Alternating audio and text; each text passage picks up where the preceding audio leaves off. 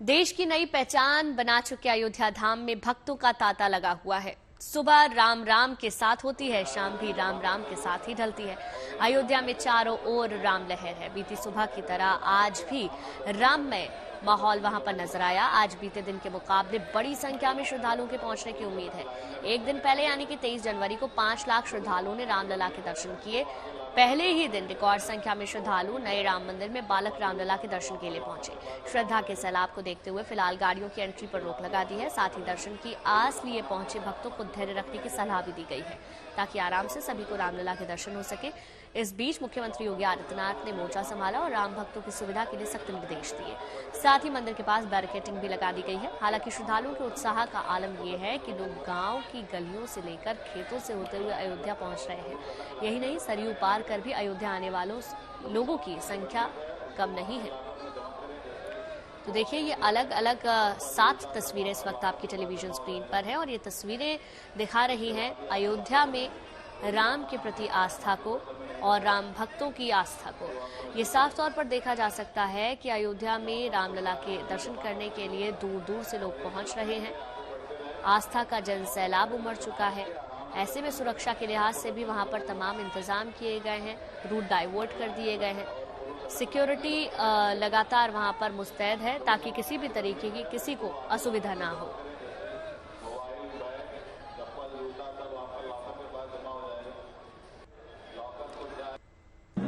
और चलिए अब आपको रामलला के सुबह के दर्शन करवा देते हैं। इसमें गर्भगृह में विराजमान भगवान आभूषण और नई वेशभूषा में नजर आ रहे हैं। इस दिव्य और चमत्कारिक मुस्कान को देखने के लिए बड़ी संख्या में श्रद्धालु सुबह से लाइन में लगकर अपनी बारी का इंतजार कर रहे हैं। देखिए, आज के ये दर्शन है रामलला के। अगर 23 तारीख की बात करें यानी कि कल की बात करें तो रिकॉर्ड 5 लाख श्रद्धालुओं ने कल रामलला के दर्शन किए हैं। गर्भगृह में पहुंचकर बड़ी संख्या में लोग पहुंचे और बहुत पहले से ही लोग पहुंच गए थे। और जब कल मौका मिला रामलला के दर्शन करने के लिए तो बड़ी तादाद में भक्त रामलला के दरबार में अपनी हाजिरी लगाने के लिए पहुंचे। और आज के दिव्य दर्शन की तस्वीरें इस वक्त आपकी टेलीविजन स्क्रीन पर, जिसमें आप रामलला को देख सकते हैं। अलग रंग की पोशाक में वो नजर आ रहे हैं, अलग श्रृंगार के साथ रामलला के ये भव्य दर्शन। और इसी मनोहारी छवि को सिर्फ एक झलक देखने के लिए लाखों राम भक्त राम मंदिर के बाहर सुबह 2 बजे से लाइन लगाकर खड़े हुए हैं। तो अयोध्या में राम लहर इस कदर है कि हर कोई रामलला की एक झलक पाना चाहता है, उनके दर्शन करना चाहता है, उनसे प्रार्थना करना चाहता है।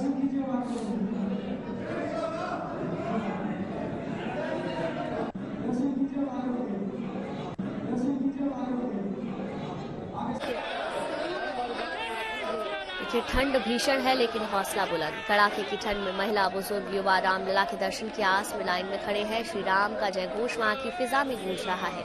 इन्हें इंतजार है तो सिर्फ रामलला के दीदार का। कल के मुकाबले आज की सुबह मंदिर के बाहर व्यवस्था दुरुस्त नजर आ रही है।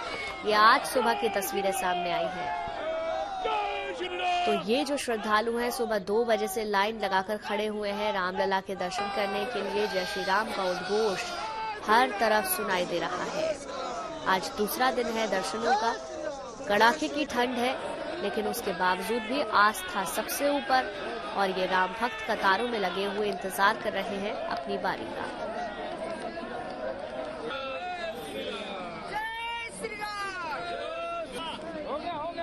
हमारा पूरा एक ग्रुप है, 55 आदमी हम आए हुए हैं और हम 55 आदमी सुबह 2 बजे से यहाँ पे लाइन में लगे हुए हैं।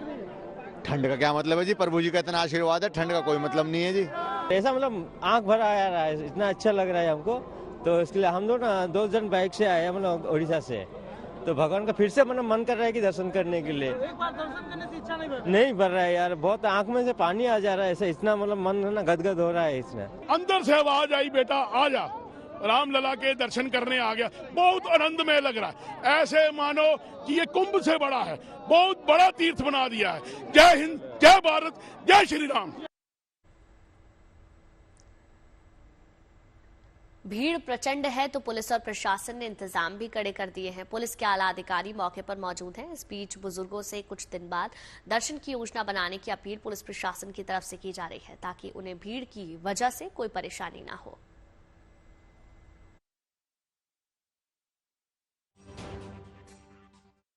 भीड़ लगातार है और उसकी व्यवस्थाएं की जा रही हैं। व्यवस्थित रूप से लोग कतारबद्ध होकर के आएंगे, दर्शन कराएंगे। आपके माध्यम से अपील है, जो वृद्ध हैं, अशक्त हैं या शारीरिक रूप से दिव्यांग हैं, वो अभी 2 हफ्ते बाद अपना पूरा कार्यक्रम को कर लें। तब तक ये जो हमारे युवा उत्साही लोग हैं, ये अपने दर्शन करते रहेंगे। भीषण सर्दी को देखते हुए भी हमारा सभी से ये अनुरोध है। वहीं अयोध्या में आज से दर्शन की व्यवस्था में काफी बदलाव किए गए हैं, ताकि मंदिर परिसर में भक्तों को रामलला के सुगम दर्शन प्राप्त हो सके।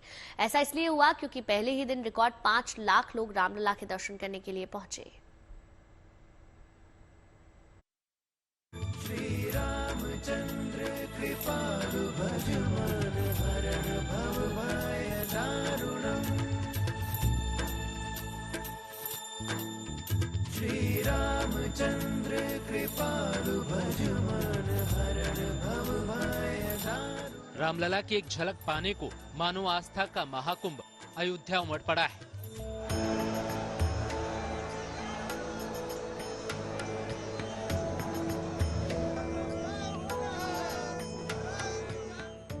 नए मंदिर में रामलला के आगमन के साथ ही भक्तों ने लाखों की तादाद में रामनगरी का रुख कर लिया। बेशक ये उमंग, ये उत्साह, ये जन सैलाब रामलला के प्रति भारत के प्रेम, विश्वास और भक्ति की जीती जागती तस्वीर है। लेकिन लाखों भक्तों का ये उत्साह प्रशासन के लिए चुनौती बन गया। लेकिन जहां चाह वहां राह। मुख्यमंत्री योगी आदित्यनाथ ने खुद राम जन्मभूमि और रामपथ का हवाई सर्वेक्षण किया, व्यवस्था की समीक्षा की और आला अधिकारियों को जरूरी निर्देश दिए और ये सुनिश्चित करने को कहा कि श्रद्धालुओं को रामलला के दर्शन आसानी से हों।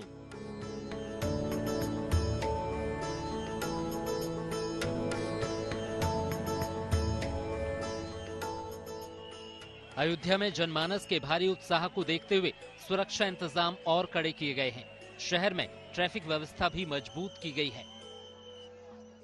फोर्स पर्याप्त मात्रा में दिया गया है और जितना ट्रैफिक पुलिस, पीएसी और जल पुलिस और हर प्रकार का जो है उनको स्ट्रेंथ, पूरी स्ट्रेंथ में उनको फोर्स दिया गया है और फोर्स वहाँ पर्याप्त है। अगर और आवश्यकता होगी तो और दिया जाएगा।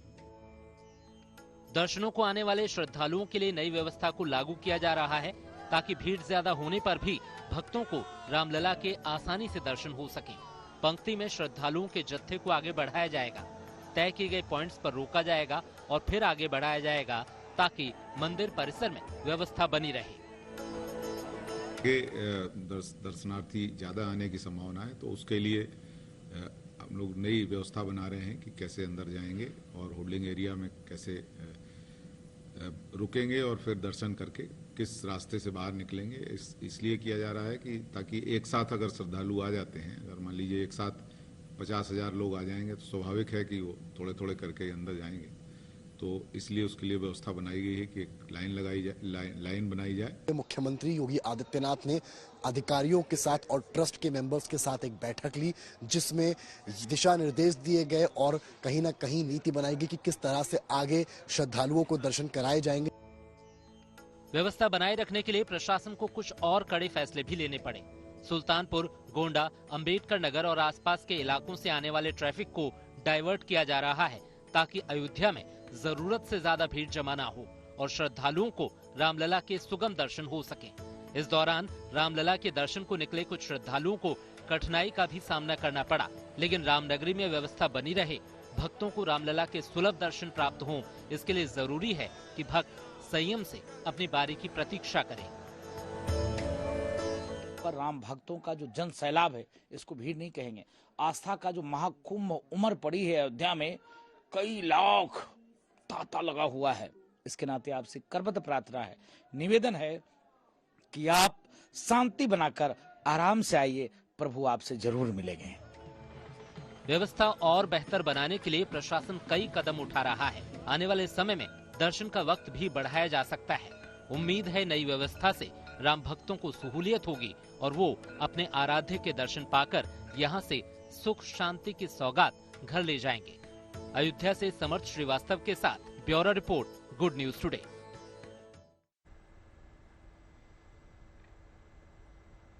रामलला की प्राण प्रतिष्ठा को लेकर पूरा देश खुशियां मना रहा है। देश के जनमानस की ही तरह प्रधानमंत्री मोदी के लिए ये क्षण अनमोल था। प्राण प्रतिष्ठा महोत्सव के दौरान जब प्रधानमंत्री मोदी रामलला का स्वागत वंदन कर रहे थे, तभी उनके राम भक्ति की एक अनूठी तस्वीर सामने आई। देखिए।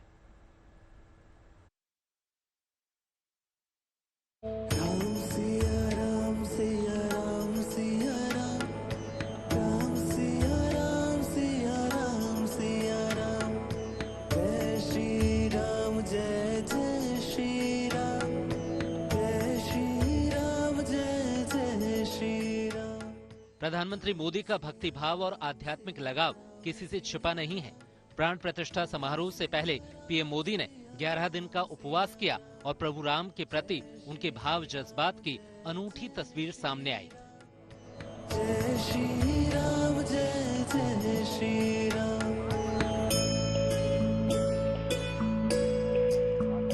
कल भगवान श्री राम की प्रतिष्ठा करने के उपरांत जब वे गर्भगृह से बाहर निकले तो मुझे थोड़ा अलग ले जाकर के उन्होंने धीरे से कहा कि मुझे और कुछ मत पिलाना, मुझे भगवान श्री राम का चरणामृत पिलाना। मैं चरणामृत लेकर के ही उपवास पूर्ण करना चाहता हूँ। मंदिर निर्माण से जुड़े प्रण के पूर्ण होने पर प्रधानमंत्री मोदी ने पूरे भक्ति भाव से रामलला का वंदन चंदन और स्वागत किया और फिर रामोत्सव भी अनूठे अंदाज में मनाया। प्रधानमंत्री मोदी का उपवास खुलवाने वाले देवगिरी जी महाराज ने मोदी के इस अद्भुत भाव का खुलासा किया कि इतने बड़े वीआईपी के खान पान का उनके एसपीजी के द्वारा बड़ा ध्यान रखा जाता है।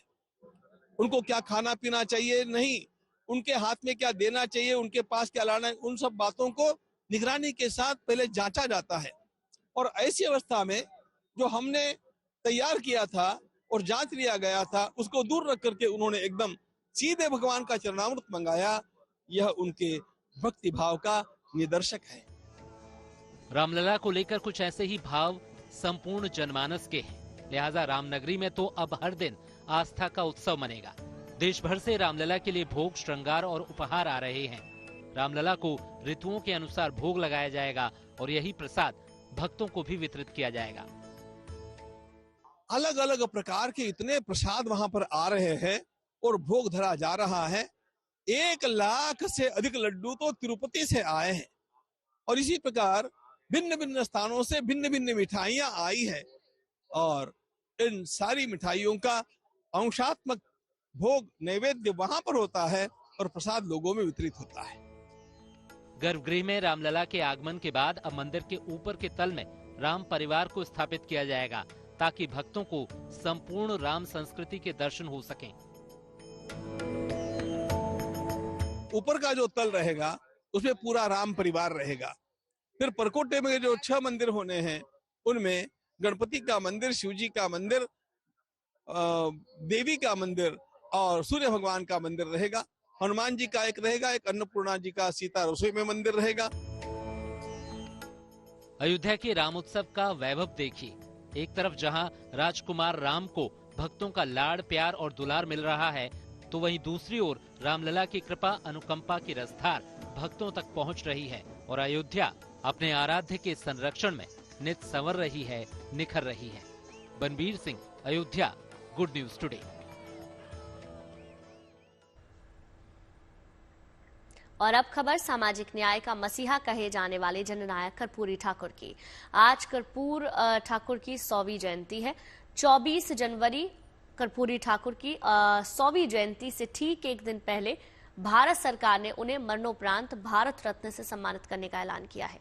जननायक कर्पूरी ठाकुर की शख्सियत और उनकी उपलब्धियों पर देखिए खास रिपोर्ट।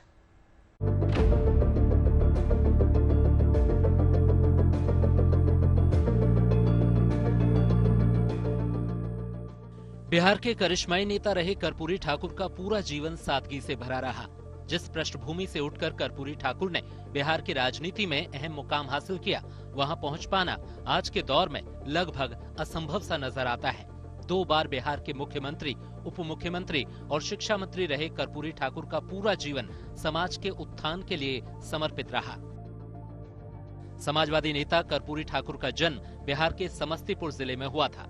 उनके जन्म स्थान पितौजिया गांव को आज कर्पूरी ग्राम के नाम से जाना जाता है।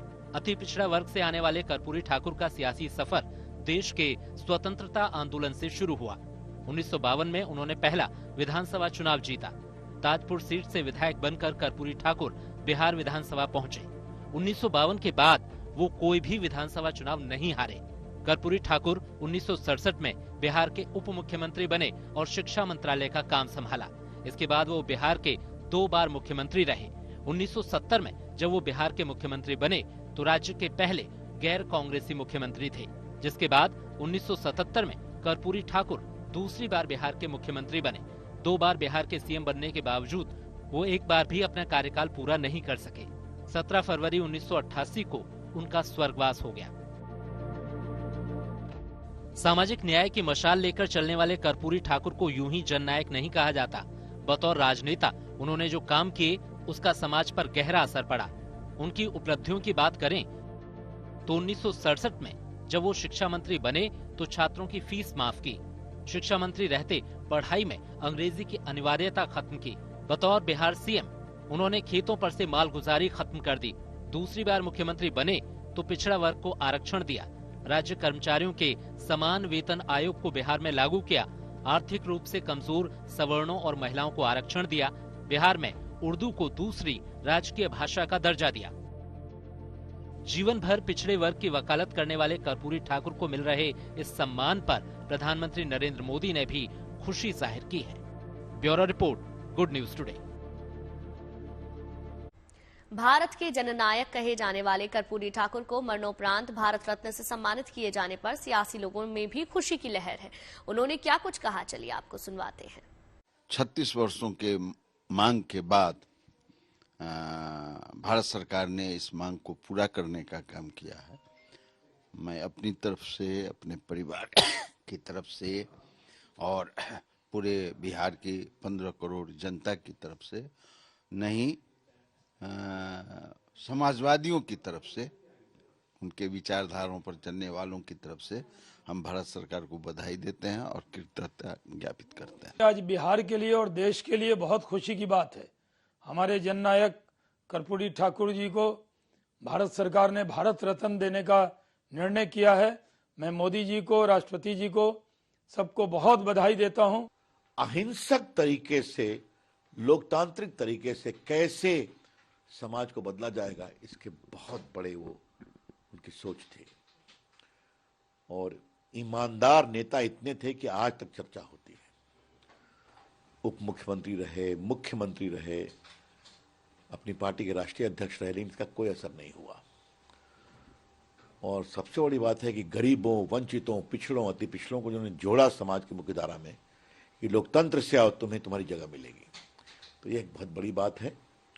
तो हम अपने प्रधानमंत्री का अभिनंदन करेंगे कि इस महान नेता को जो उन्होंने ये पुरस्कार दिया है, भारत रत्न। और रियल में जो शोषित है, दलित है, पिछड़ा है, अकलियत के लोग हैं, उसके हित की बात कर्पूरी ठाकुर जी करते थे। और उनका मुख्य उद्देश्य था कि समाज के मुख्य धारा में शोषित, दलित, पिछड़ा, अकलियत के लोग, इवन की ऊंची जाति के जो गरीब लोग हैं, वो समाज के मुख्य धारा में कैसे जुटे, इसके लिए उन्होंने काफी लड़ाई ली। सबकी ओर से कर्पूरी जी का पूरा जीवन गरीबों के लिए, वंचितों के लिए, लाचारों के लिए, सब इन लोगों के लिए, सबके लिए उनका जीवन लगातार संघर्ष करते हुए बीता। जब भी उनको अवसर मिला तो उन्होंने न्याय के साथ उन गरीबों को, वंचितों को अधिकार देने का काम किए। देखिए, बहुत ही ऐतिहासिक और सुखद क्षण है हम सभी के लिए, और जो लोग भी गरीब गुरबा के लिए, वंचित समाज के लिए संघर्ष करने वाले लोग हैं, उन सभी के लिए। और इस सुखद क्षण को उपलब्ध कराने के लिए भारत के यशस्वी प्रधानमंत्री जी के प्रति बहुत बहुत हम लोग आभार व्यक्त करते हैं। अब बात ठंड, शीतलहर और घने कोहरे की। देश की राजधानी दिल्ली समेत पूरा उत्तर भारत पिछले कुछ दिनों से कड़ाके की ठंड झेल रहा है। घना कोहरा भी लोगों को परेशान कर रहा है, जिसके चलते लोग इससे राहत पाने का इंतजार कर रहे हैं। दिल्ली से सटा हरियाणा भी ठंड से कांप रहा है। हरियाणा के करनाल में घने कोहरे की वजह से रफ्तार भी थम गई है। एक तरफ जहां मैदानी इलाकों में शीतलहर चल रही है, तो दूसरी तरफ पहाड़ों पर केवल सर्दी है। ऊंचाई के इलाकों को छोड़ दें तो कश्मीर में अभी भी बर्फबारी का इंतजार है। ज्यादातर इलाकों में तापमान लुढ़क कर 0 से नीचे दर्ज किया जा रहा है। हालांकि अच्छी खबर यह है कि मौसम विभाग ने उम्मीद जताई है कि आगामी 25 जनवरी से 31 जनवरी तक घाटी में हल्की बर्फबारी के आसार हैं। दिल्ली और एनसीआर में कोहरे का कहर लगातार जारी है और इन सब के बीच शीतलहर अभी भी लोगों को कपा रही है। जब जनवरी खत्म होने में सिर्फ 7 दिन बचे हैं, तब आपको दिखाता हूं कि किस तरह से मौसम यहां पर है। आप देखिए, अक्षरधाम के आसपास सुबह के वक्त अभी भी आपको कोहरा दिखेगा और यही वजह है कि जो गाड़ियां हैं उन्हें अपनी हेडलाइट जलाकर काम करना पड़ रहा है। मौसम विभाग का पूर्वानुमान यही कहता है कि बादल छाए रहेंगे और दिल्ली एनसीआर के कई इलाकों में छिटपुट बारिश भी हो सकती है। हालांकि कोहरे के बारे में यह साफ कहा गया है कि 26 जनवरी से यह कोहरा कम हो सकता है, लेकिन इसका असर 31 जनवरी को बना रहेगा। साथ ही साथ आपको बता दें कि नोएडा के इलाके में 31 जनवरी को बारिश की संभावना मौसम विभाग ने जताई है। लेकिन सबसे खास बात यही है कि इस बार जनवरी में बारिश नहीं हुई। अब तक पिछले 7 साल का जो रिकॉर्ड है वो बताता है कि जनवरी में दिल्ली में तकरीबन 1 से 7 बार बारिश हो जाती है, लेकिन इस बार तो एक ही भी बार बारिश नहीं हुई। और दूसरी तरफ रिकॉर्ड टूटा है, तकरीबन 5 दिन शीतलहर और 5 दिन सर्द जो हवाएं हैं उसके जरिए ये रिकॉर्ड किया गया है मौसम विभाग की तरफ से। तो साफ दिखाता है कि कहीं न कहीं जो बारिश की संभावना है वो लगातार बनी हुई है। हालांकि जो बादलों का घेरा है उस वजह से तापमान में इजाफा तब दिखेगा जब दिन के वक्त धूप अगर निकल जाती है तो। अंकित जैन के साथ राम किंकर सिंह, अक्षरधाम। दिल्ली एनसीआर समेत पूरे उत्तर भारत को फिलहाल ठंड से राहत मिलने के आसार नहीं है। रात में हल्की बूंदाबांदी से विजिबिलिटी कुछ बेहतर हुई, लेकिन मौसम विभाग का मानना है कि आने वाले दिनों में मौसम में तब्दीली का कोई अनुमान नहीं है। हालांकि 25 तारीख के बाद पहाड़ी इलाकों में बर्फबारी और बारिश हो सकती है।